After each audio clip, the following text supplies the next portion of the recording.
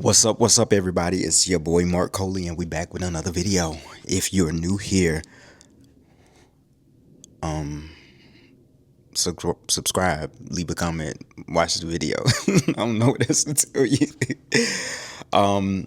I noticed something on my channel, and I just have to lean into it. Is that anytime I talk about anything outside of the spectrum of gay blackness, those videos don't do well. And I'm currently in a YouTube cohort, and we're talking about growing our YouTube channels. And I was talking to the leader of that group, and I was like, well, here are the things that I want to talk about, but here are the things that are resonating with people. And we're doing some kind of process, to really lean into those things. And what I notice is that, or what I'm having to learn is that my voice in this space matters, and the results are telling me that. So let's lean in, you know what I'm saying? So let's talk about all things gay black men, experiences, challenges, growth, and let's just lean in. You here for that? Let's go. One of the things that I want to talk about that just literally hit me as I was getting ready to go to the gym, and I wanted to hit you with it as well really quickly, is that I know a lot of people may be in the stage of coming out, right? And in the world of queerness, same gender loving people, that is a big deal. For most people, that is a big deal.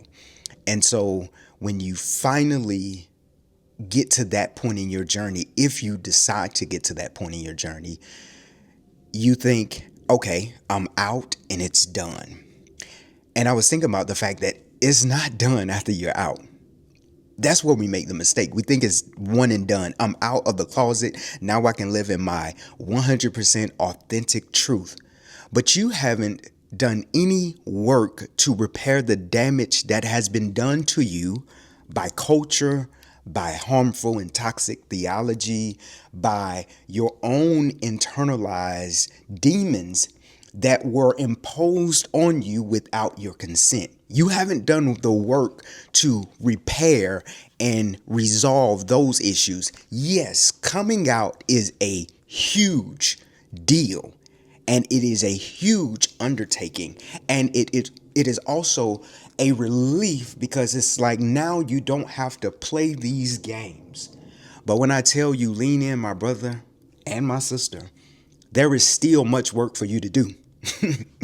Some stuff on the checklist of this thing called life, that now you've passed stage one, but now you got to go to level two. What's level two? Level two is, how do I now love the parts of myself that I used to hate? Let me give you a moment to think of that. And this doesn't apply to everybody, but it applies to somebody. There is some stuff that's hidden in you that you're still battling with, that you have not resolved. And so while you may be turning it up now, being able to post on social freely, there may be parts of you that's still a little icky about your true authentic self. And I'm not blaming you. I'm blaming the environment that shaped you. I'm blaming the culture at large. I'm blaming the harm that was done to you that told you it was something wrong with you. I'm blaming that, but it's okay. We don't want to stay in the place of blame. We want to go there, become aware, and then go to find our next level, go to find our healing. And that's what we're on right now. We're going to our next level, because we can't continuously say, well, the reason I am is because of that. We now have to move into a place of what am I going to do about that? That happened to me. That was my story. That was my identity. Now what I got to do to move forward. And I'm noticing that a lot of people don't be going to therapy. You think you can just undo by yourself? Baby, you need help. Help. You need help. You I can't emphasize that anymore. You need help.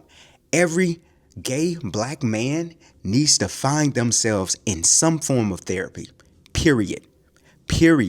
Because those scars are still showing up in your life.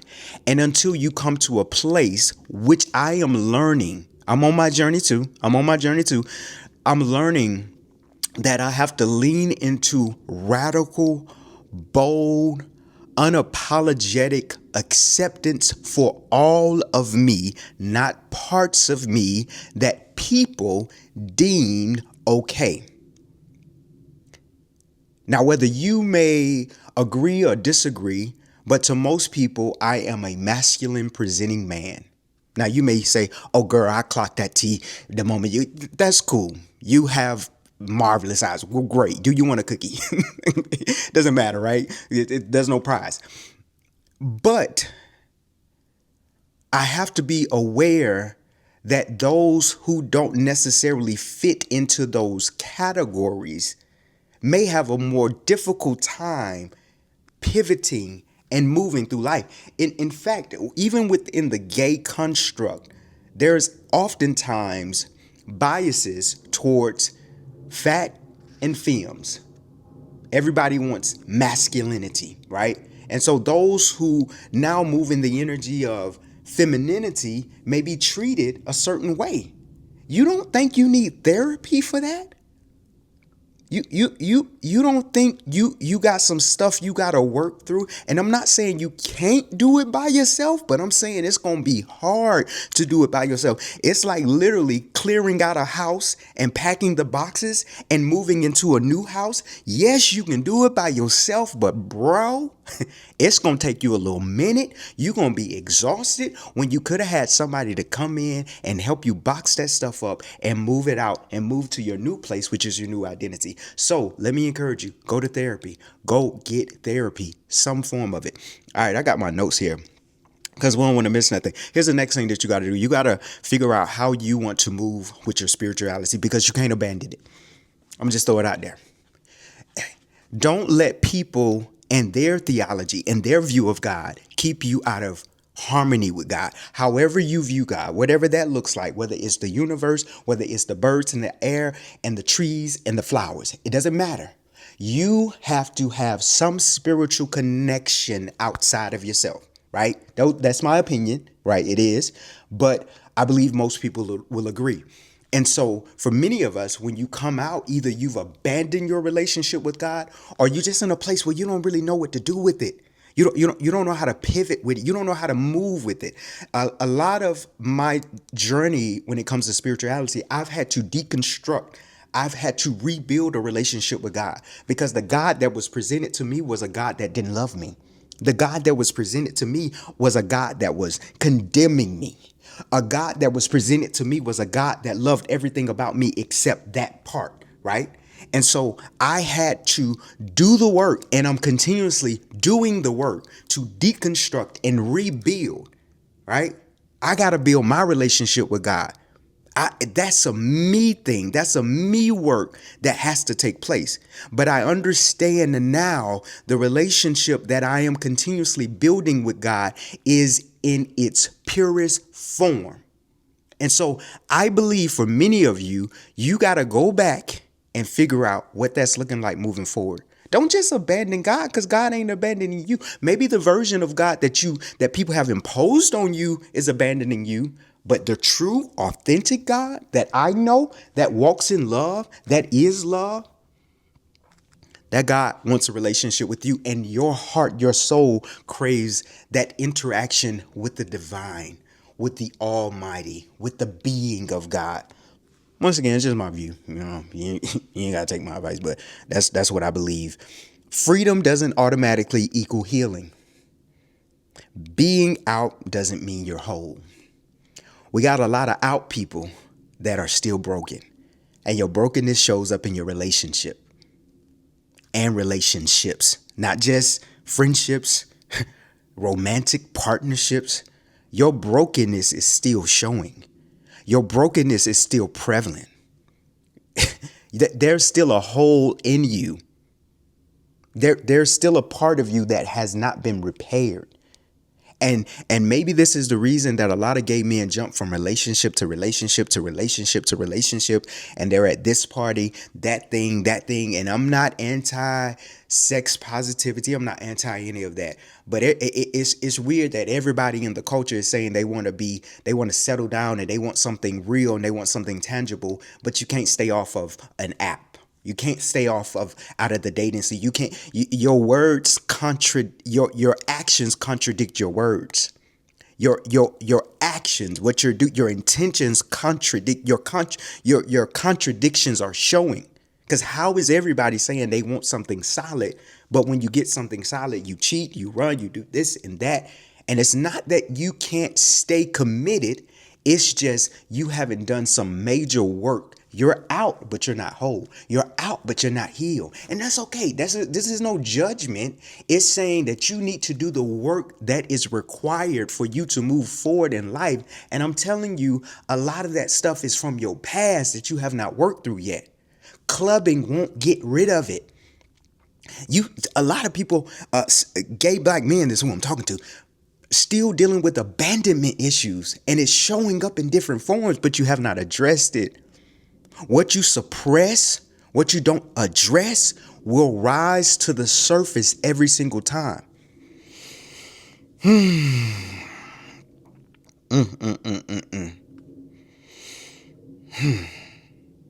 Trauma doesn't disappear just because you're no longer hiding.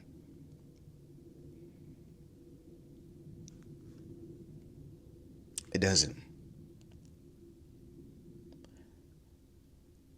You got to do the work. You got to do the work, and I'm sorry that there is so much work for you to do, but you still got to do it. I'm sorry that people abandon you because of your authenticity. I'm sorry that you were picked on, bullied. Me too. I was. It took me a while to even feel like I was handsome. Like, because all I heard was the F slur, the S slur, especially when I was in grade school, like real itty bitty. Like, that's all I heard. And so you grow up thinking there's something always wrong with you. And so you never really get to tap into your real power of being a gay black man. Do you realize you are so powerful? And I'm not just talking this JoJo type of stuff to make you feel good. I'm really talking about how divine your being is, that you can without apology dive into feminine energy and pull creativity from it, and dive into masculinity and pull strength from it, pull leadership from it. And I'll say our heterosexual counterparts, because of social constructs, don't have that flexibility nor that freedom. But you, as a open, free, gay black man, you are powerful, and you can move in your totality of power if you heal. That's all I'm saying. It's literally like you can do so much right now being unhealed, but when you heal, baby, when there is a radical love, when there is a radical acceptance, when you are able to enter the room and your energy is both masculine and feminine, is soft when it needs to be soft and strong when it needs to be strong, when you can dive and thrive in those spaces with your power, with your creativity, man, come on. And so I want that for you. I want that for us. I want that for us. I'm on this journey with you. I may be a few steps ahead. I don't know. You may be ahead of me. But we own this journey of loving ourselves so much, while also at the same time unlearning the stuff that is holding us back, by deconstructing, by getting healed, going to therapy, letting go, not being angry, not holding on to who was what and who wasn't what, but letting them go on their journey of discovery. I'm not saying it's easy, because it's not at all. But is it worth it?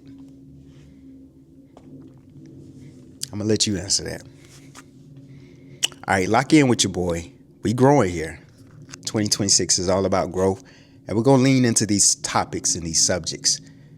And if this video resonated with you, leave a comment. Like this video because it really helps. But leave a comment. Watch it all the way through, send this to a friend, and y'all have a group discussion about this. And y'all hold each other accountable. Friend, we going to therapy. Friend, we going to conferences and we're gonna grow. Friend, let's step into our power. Because if the only thing you and your friend can do is talk about the next club you hitting,